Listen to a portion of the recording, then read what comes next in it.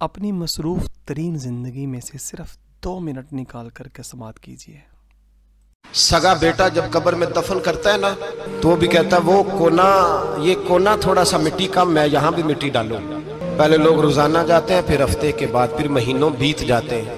کچھ قبریں ایسی بھی ہیں جن پہ کھڑے ہوں تو لگتا ہے قبریں رو رہی ہیں اور کہتی ہیں جاؤ میرے گھر والوں سے جا کے کہو کوئی پھیرا ہی لگا جائے، وہ ایک دفعہ آئے تو صحیح۔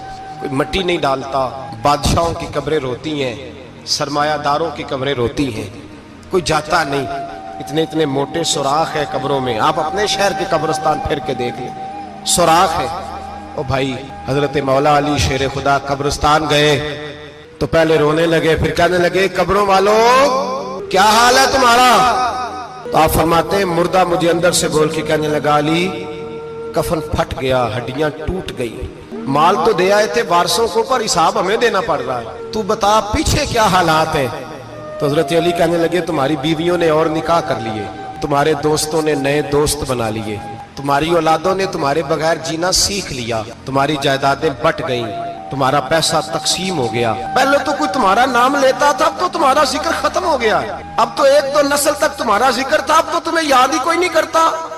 کہتے ہیں لوگ یہاں کوئی رہا کرتا تھا، یہاں کوئی ہوا کرتا تھا، اب تو تم قصہ پارینہ، قصہ ماضی ہو گئے، حساب کا وقت قریب ہے۔ حضرت عمر کا فرمان، آپ فرمایا کرتے تھے اپنا حساب خود کر لو قبل اس کے کہ اللہ تمہارا حساب کرے، خود کر لو اپنا حساب، خود کھاتے ٹھیک کر کے رکھو۔